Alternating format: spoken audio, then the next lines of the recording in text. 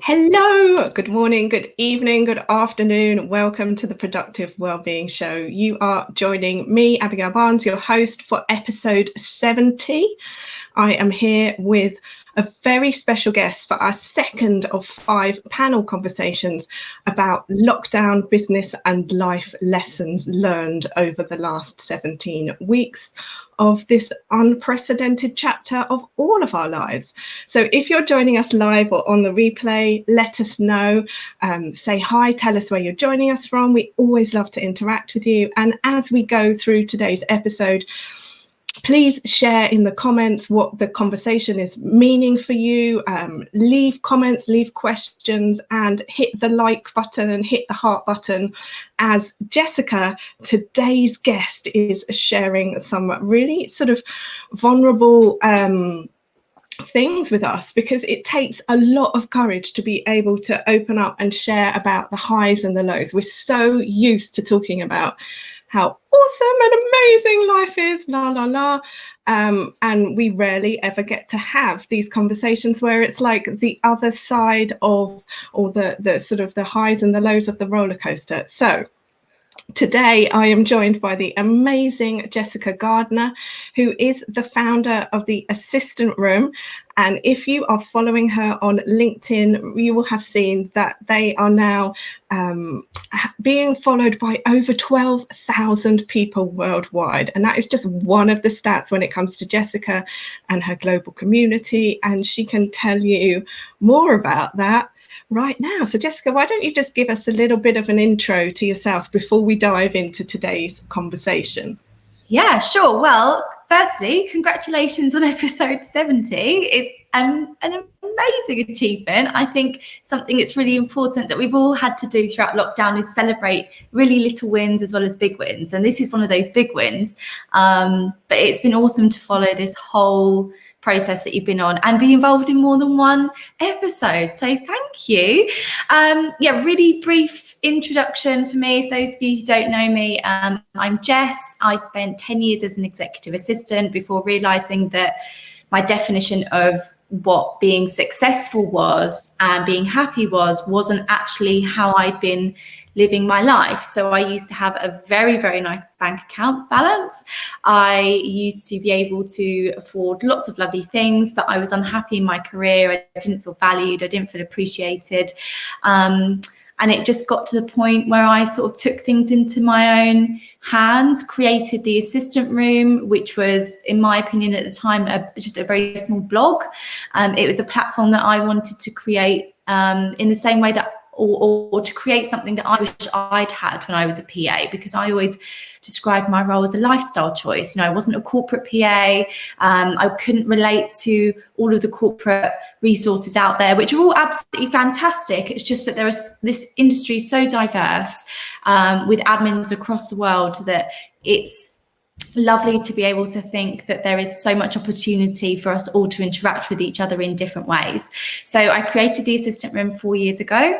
And since then, we are now one of the largest networks for PAs and EAs in the UK. We have close to 20,000 people in the network in over 25 different countries, everyone from your team assistant all the way through to your celebrity assistants and PAs and EAs who work in the royal household. So it's an amazing group, and we have loads of resources online, all created out of, as I said, the need of wanting to, or of how I wanted something when I was a PA and I just couldn't find it. So yeah, that's me. Amazing. Wow. And as Jess said, we have had her on for previous shows. And as I said on yesterday's show, the aim of these next 5 panels that we're sort of going through is to bring back people that we've had on the show to kind of continue the conversation and have the next chapter. So obviously to sort of qualify this conversation, if you like, not the right word, but I can't think of another word, to kind of start the conversation, is to say that 17 weeks ago, we were all on the verge of fighting something that we couldn't see, being asked to live at home, stop doing business in the way that we've always done business, stop interacting with our clients, with people, with suppliers that we have always just sort of seen in person and face to face and go online. So it literally was like an overnight, wow, okay then. And we all have had to just kind of recalibrate straight away. So just because it's you and me today, we might be able to have a bit of a longer, more in-depth conversation about stuff, which is awesome. And so please, guys, any questions or any sort of comments, put them in the comments. I can see some of you are joining now. This is awesome. Hi, Lorraine. Hi, Chris. Hi, Andy. What was sort of running through your head? Like, can you cast your mind back to 17 weeks ago and then maybe sort of weave that into your first biggest lesson from the past chapter of life, if you like? Yeah, sure. I mean, I think that when we spoke last time, I really concentrated on what I focus on to maintain my well-being, which is my diet, and how I really believe that if you look after yourself, everything else will follow. So if you have a good diet, if you exercise, if you have a good, mental health, if you put things in place to help you have a fulfilling life in those areas, then of course, when it comes to your professional life, you're going to find it a lot easier to reach the goals that you've got and to maintain energy levels. And that right now in particular is extremely helpful, and massively helped me when we last chatted. Since we last chatted, though, a lot has changed for me. A lot. My entire life has changed. And I think that not only has the business been affected, but I've been personally affected by a lot of things that have happened. So about 3-4 weeks ago, my boyfriend and I broke up. I had to leave the house that we shared. I had to leave the dog, and I had to move out. And I had to do that at the same time as trying to balance a business. And obviously, when you go through something like heartbreak, your whole life goes into free fall. There's nothing that makes sense. There's nothing that motivates you to get out of bed. There's nothing that makes you feel happy about the things that you felt happy about before. And it's horrible. And I know that I'm not the first, and I know that I'm not the last to experience that. But to go through such an emotional trauma like that at a time where there's already so much uncertainty, and we've all been isolated for so long, and you don't necessarily feel like you've got the same kind of people that you could rely on before available to you. So over the past month, I've really started getting back into the benefits of, having a healthy diet, looking after myself, making sure that I maintain that healthy diet so that I can run the business as best as possible. And I do have some off days, and some days I just don't get out of my pajamas, and some days I don't want to do anything at all other than sit on the sofa and listen to just stupid songs and eat chocolate and not do anything. But the reality is that I've got a business to run, and things aren't going to stop because of COVID-19. The business doesn't stop because of COVID-19. The business doesn't stop because I broke up with Nathan. The business doesn't stop because I've had to move back to my parents at 30 years old. And so what I've really learned as well throughout this is to really practice what I preach. So the assistant room was created, as I said before, because I really felt as though there was something missing in my life as a PA. And that came down to a big part of it was feeling like I really didn't belong to many other groups. And I think right now I can really relate to that feeling again. So I've really realized, as I said, I've been practicing more what I've been preaching over the past 3.5 years. Community and personal connections right now are so important, regardless of what you're going through. Even if you're totally zoomed out, which I think a lot of people are, going in back-to-back meetings, which normally would have been in person, it can be really tough. And it's very easy to say, I don't want to do this anymore, because you're not sat in a room with a group of people that are holding you accountable to sitting there and paying attention to what you're saying for the next hour. So a big part of the system has always been community. It's been the spark that that created the catalyst that went off, that created this huge business I never ever imagined would exist. If I went back to 2016 now, I would never ever think that what the assistant room is now would ever become a reality. And it's been built on community spirit since 2016. And in particular, when I was going through the stages of developing the business, and recently we've just launched a membership platform, I wanted to make sure that, especially because of COVID, you know, it was a space that elevated the belief that people had in themselves, because that has really disappeared recently within a lot of people. Confidence is at an all-time low. I wanted to make sure we could create something to help people alter their mindset about what's achievable, and make it happen, and help people embrace the strength that they have within them to open the doors to new possibilities and opportunities without being worried about, you know, what's currently going on, or feeling hesitant because they don't want to try something or invest in something because they don't know what's going to happen in the next 6 months' time.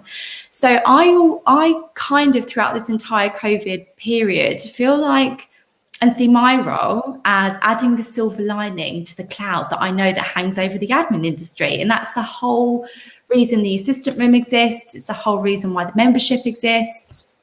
And community is more important now more than ever. I mean, our ancestors were part of tribes, and we're psychologically wired to want to belong to a group or identify with other people. And that doesn't only help with battling loneliness, which we can all relate to right now, and feeling isolated, but it's shown that when you are part of a group, or if you are part of a community, that you feel like you have a safe space with like-minded people who are able to, and you're able to overcome bias easier, for example. You know, you're able to suss out your goals easier, and your purpose and your why. And that's so important for whatever you go through in life, to be able to get, you know, to the other side successfully.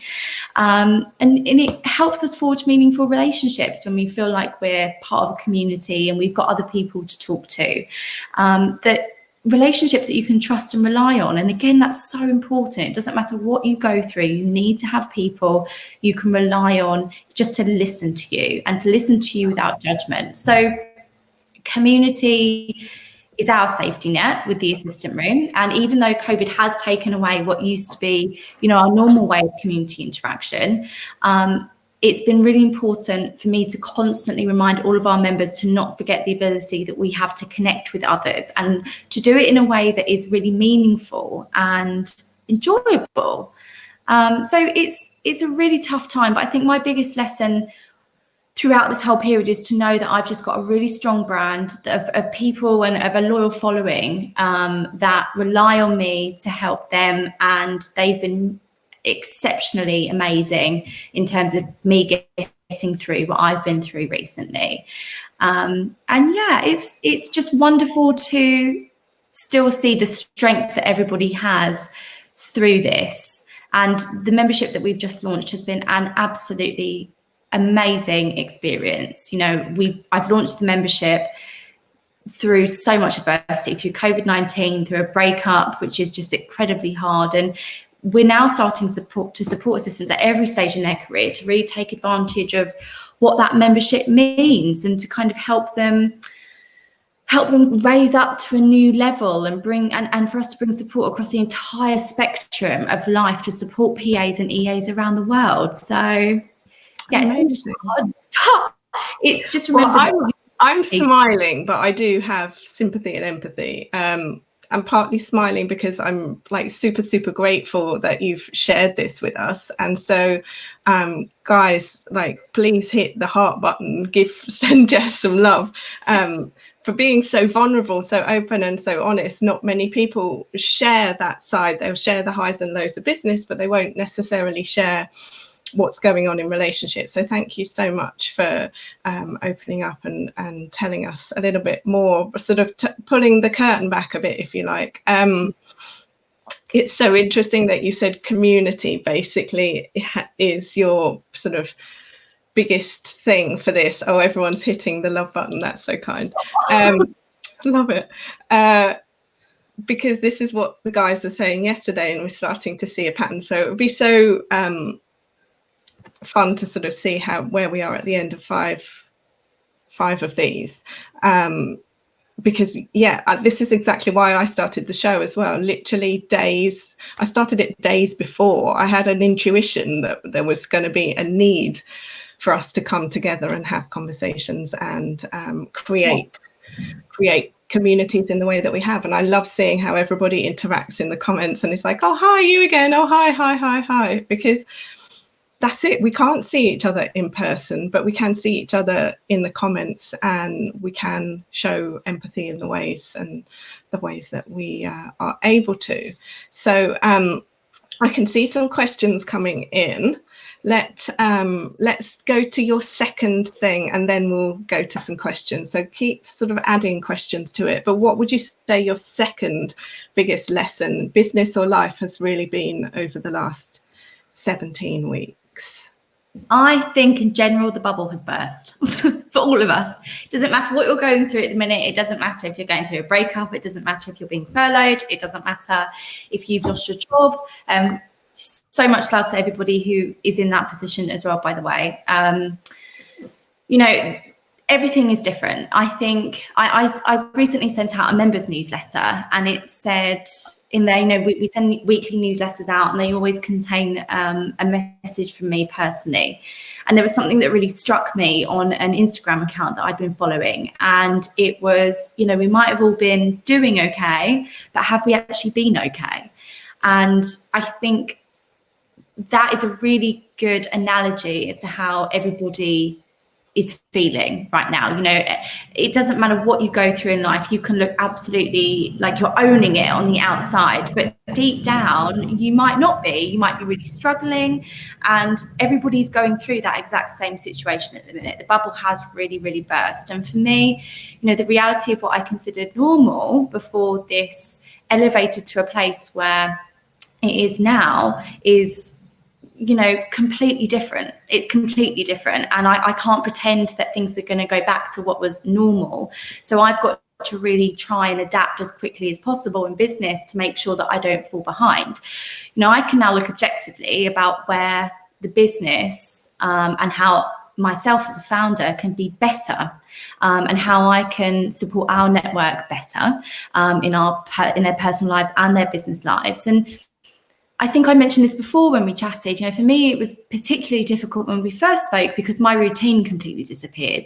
And I used to have 7 or 8 meetings every single day that completely disappeared overnight. I used to have an amazing social life due to the nature of the business. I'd always be out meeting clients, speaking to different people. And again, COVID took that away, and I was stuck in a flat looking at the same 4 walls every single day with my boyfriend, with my dog, and it just didn't become an enjoyable experience whatsoever. But what it has done is that it's given me time to look at the business objectively, and as I said, see where I want to do better and provide a more comprehensive service to everybody, because I still know that however much we try, there are still going to be people around the world that felt like me before I started the assistant room. People who don't feel like they can relate to other networks. People who don't feel like they can, get the support that they need for lots of different reasons. So what I've done in the past 2-3 weeks, I've taken a massive step back. I've had the breathing space to go back to the roots of the business, assess it from the ground up. And it means that I've been able to put strategies and measures in place that will ultimately make the assistant room more appealing to our global network and help the more sort of rising stars and people who are rising up in the industry have access to something that has never existed before, which is amazing. So a couple of examples of things that we're doing with the assistant room membership. We have a tribute lounge, and that's a big part of what we do. I have commercial negotiations with brands. We put in place really exclusive offers across lifestyle, hospitality, restaurants, beauty, healthcare, to give all of our members just a few perks, just to make them feel a bit special, but also to help them make the bottom line of their business look a lot healthier, because there's nothing like being a PA and sitting down in your one-to-one or your appraisal and asking for a pay rise, and then telling your boss when he asks or she asks you why, that you've done X, Y, Z commercially to help the business become stronger. So what we're doing now with the Tribute Lounge, in the wake of Black Lives Matter, we are extending our Tribute Lounge to include a lot more Black-owned businesses, but we're also increasing our diversity nets. So I've got a couple of meetings in the diaries with brands who are created by people who have invisible illnesses, people who are single mums and are trying to, have a side hustle in at the same time as doing their normal job. We're trying to make as much diversity available as possible for people who don't have opportunities with other networks. So we've got that going on. Our podcast, again, we're going to make sure we've got a super diverse group of people on that going forward, diverse backgrounds, ages, sectors. We're going to really make sure that we start representing the entire industry, because we are global, and I can't sit in front of a group of people and say, I'm a leader within this industry and only appeal to straight white women. It doesn't work like that whatsoever. So we're doing that, and then we've got a huge amount of diversity within our events, within the membership. We're going to start offering lots of different opportunities, not just in your business life to excel, but in your personal life too, how to manage your personal finances as we come out of a pandemic, spell casting and spiritual tarot readings in October, things that are very, seasonal, as well as the normal things like how to have difficult conversations with your boss. So we're focusing now more on the 360 version of what makes you an awesome person, because I think that's what a lot of people are missing right now. There's a lot of support in how to get better at your job, but not so much about how to get better in other parts of your life. And the reality is we're about to hit a huge problem within the admin industry with a completely oversaturated market, people really struggling to stand out, to get jobs. And so it's really difficult, but it's given me the opportunity to embrace our network a bit more, to understand their needs, take things online that we didn't have before. So that means our network in Australia, New York, Iran can get involved in what we're doing, and it's lovely. I think I mentioned that to you actually last time when we met. We pivoted, and yes, it was strange to begin with to take all of our events online, because deep down I'm a true Essex girl and love having a glass of champagne with a group of people. But it's just about making the best of a bad situation. We're all in this together. Again, it goes back to community, and just making sure that in my perspective, me using this time as much as I can, because I don't want to look back at this in 6 months, a year, 5 years time and think I could have done better or I could have done more. So yeah. So awesome. So it sounds like in many ways, out of the worst times, some of the best new shoots are starting to, so we'll have to come back in sort of a year or two and sort of have the update and get the updates, because this is the thing in business, is so many people think that it's just an overnight success. It's 5 years of overnights, 10 years of overnights. Things take time. Yeah. So let's go into sort of a quick fire of some questions then. Sure. We've got one here, if I put them up. On a scale of 1 to 10, how much preparation did you put in before you started the assistant room, and how anxious were you? From a LinkedIn user. You have to give permission to LinkedIn if you want your face to show up, otherwise. Okay, so my story of creating the assistant room is not something, if I was to go back and do it again, that I would follow. And I would not recommend this to absolutely anybody. I'm not saying that I regret it, because I wouldn't be in the situation I am right now. But I had a feeling, and it's a really weird way to describe it, but I just had a feeling when I was about 21 that I wanted to do something. I've grown up in a household where my dad's always been self-employed. My mum went to work full-time whilst he was in the army when I was newborn.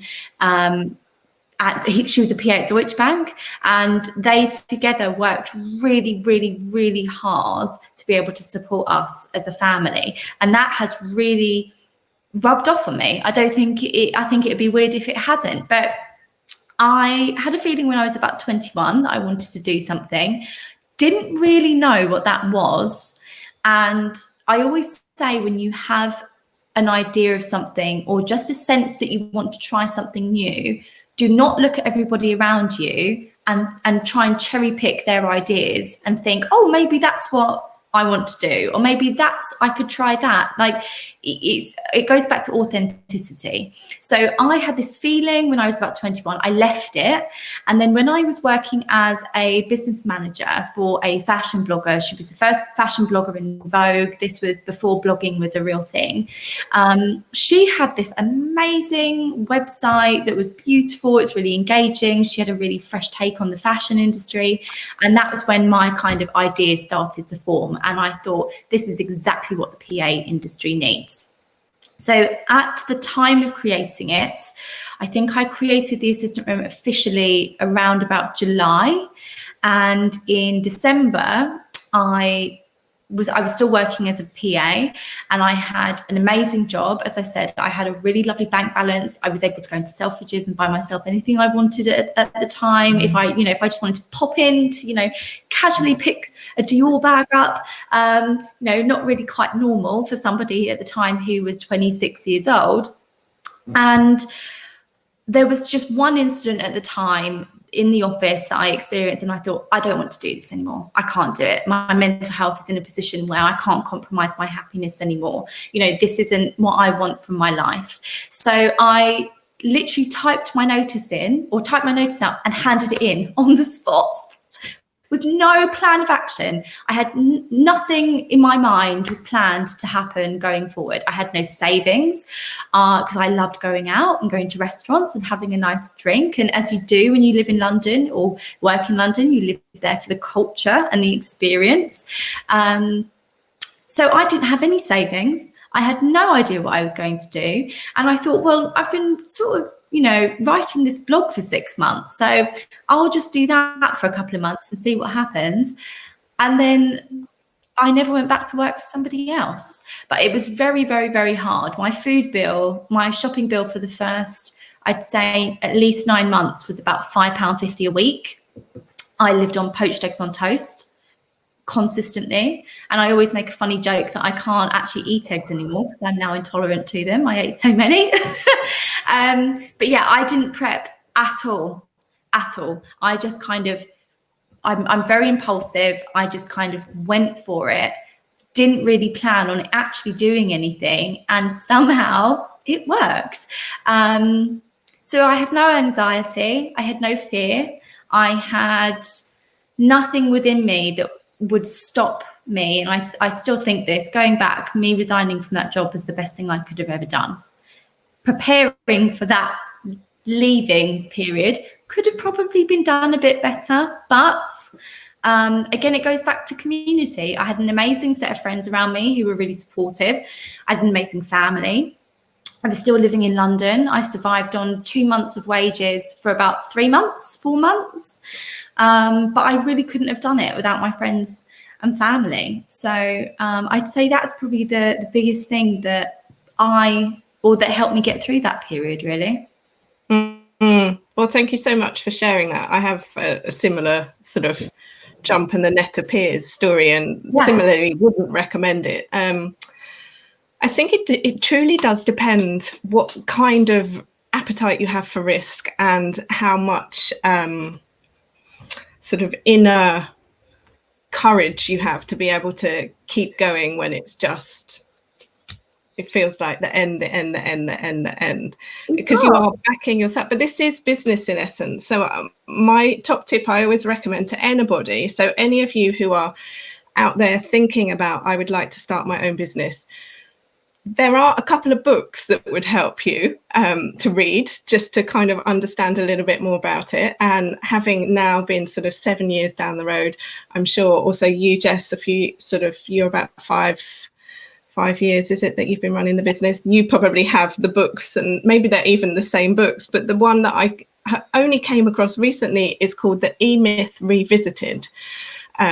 And I would highly recommend this. And I've got a blog post on the Success by Design training website where I talk about the 5 books that I would definitely suggest people read before they start a business, because it's what you don't know is can sort of trip you up. But anyway, thank you so much for sharing that. Let's go to another question. Oh, here we go. So this is a very good one from Andy Parks. So Andy said, Jess, so many people are struggling with monetizing their free webinars and Zooms. Have you got any tips for people watching and that it might help? Yeah, Andy, I totally get this. So a really good example of something I was actually really disappointed in recently was, I have a friend, I worked with her when I was first a PA, when I in London, when I was 21. And we're still really good friends now, 10 years later. But she has recently transitioned from her old role, which was the EA, to the CEO of Wagamama. When they sold to TRG, she left. And she went to India or to Thailand, somewhere that she could basically learn her yoga qualification. And she's now a yoga teacher. Now, for everybody, obviously, in those sorts of positions, as with hospitality, as with a lot of us, COVID completely wiped out those industries, and it's still recovering. I mean, she's still struggling right now. Things aren't going to get back to normal, but, considering she was relying on £5 classes per person, and she had 25 people per class, did 2 or 3 a day. That was the way she paid her mortgage. So we came up with an idea. It was probably towards the beginning of COVID. And I said, okay, let me send out a quick message to a database, a very just small database of about 35 people, 55 people, and say, look, Emily's really willing to do an online yoga class. We can do it for £2.50, £5, whatever you want to donate at the minute to make it happen. She's a previous PA. She's, independent. Let's support her. She's a small business. Let's support her. And the feedback that I got was, we're not paying to have a yoga class, even though it was £5, because people were saying that they could go and get that same content somewhere else for free. And I know, Andy, exactly how this feels, because with the Assistant Room, we have a set of events every year called the Assistant Room Live. Abby's actually been a speaker at a couple of those for me before, which has been amazing. But it's been really difficult for me to take that content online, because they are ticketed events.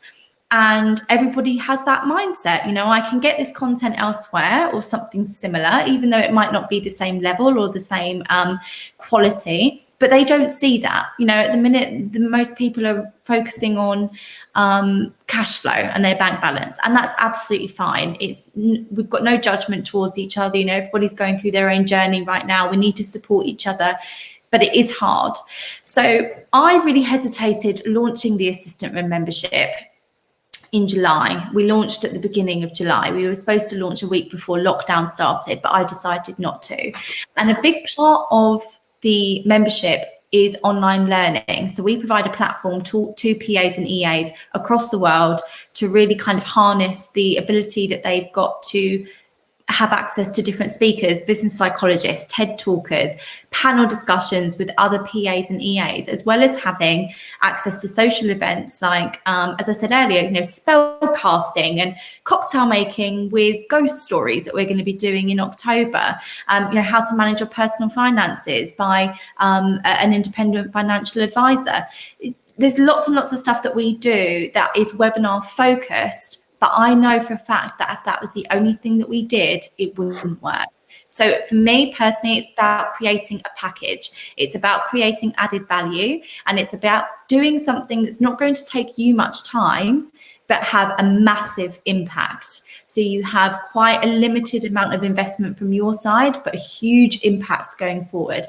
And that might just be something really little, like a newsletter to get everybody feeling like they're part of a community, creating a series of events that have a knock-on effect to all of them, so people feel like they're coming on a journey with you.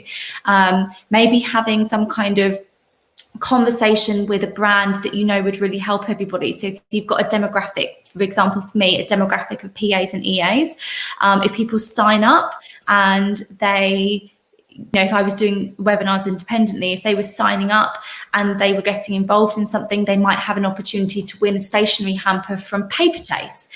Things like that. It's about creating an engaged network. As soon as you do that, you can start opening your doors to all sorts of future collaborations and really start building things that way. But I think anyone just trying to do webinars right now, if you're trying to ticket them and if you're trying to just bring in money that way, I think you're really going to struggle. You need to build a bigger product. Yeah, so true. Well, I hope that answer is helpful for you, Andy. Let me just see if there were any other questions that came through. I think these were the two biggest ones. Let me take that off. Well, Mike asked what kind of dog I have. Oh, yes, so Mike asked about the dog. So, yeah.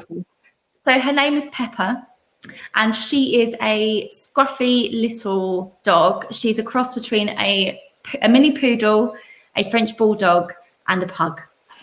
She looks like a border terrier with a Mariah Carey personality. So, yeah, she's super cute though. I'm picking her up on Saturday, which I can't wait. So, at the minute, we're sharing custody. So exciting. So, Andy asked what the name of that book was that I recommended again. So it's called E-Myth Revisited. Can't remember the name of the author, but check out the blog post that I have. I'll put a link to it later. So before I ask Jess the final question, I just want to let you know that we've only got 6 episodes left of the Productive Wellbeing Show before we go into our summer break. So if you want to keep up to date and find out what's going on with the show, then here is the link you will actually need to join the newsletter update list. So it's bit.ly/PWS updates. This link will take you to my website where you can register to get updates about the show and anything where you've missed episodes, and so episodes with Jess, and then what is going to be happening after August in September when we come back on the show, so that you don't miss a single thing. And yes, Mike is saying the book is by Michael Gerber. I forgot that. So, Jess, final thing, what would be your one tip to people right now? And just to kind of set some parameters around it, based on what is going on with life right now, what would be sort of the tip that you share with all of your friends in every conversation pretty much that's coming up all of the time? Yeah, this is easy because I say this to everybody right now, and I think this is something that has really been born out of everything that I've been through over the past 3 months. And that is to hold on to the people that are closest to you. And because that's what's important. What's important is that we hold on to each other, the people that we love, the people that we care about, but at the same time, not to lose yourself in the process. So right now it's very, very, very easy to get distracted from our goals, from our vision, from who we are as people, to lose sight of our purpose in a very, very strange situation where none of us have much structure. You know, we don't have much ability to be independent right now, and that's hard. So it's about, for me, holding on to the people that you love the most, but not losing yourself in the process. Always remembering that what you're feeling is just as important as anybody else. And that if you do have problems, even if you think they're really silly, not to think that you can't talk to someone about them because you're bothering them, and to think, well, they've got issues that are bigger than mine. No, I recently did an event with the Assistant Room Live, and we spoke about how to overcome your inner critic. And I had 2 PAs on the phone or on the video call who were amazing. Melissa's had cancer twice. Kelsey was diagnosed with Crohn's disease.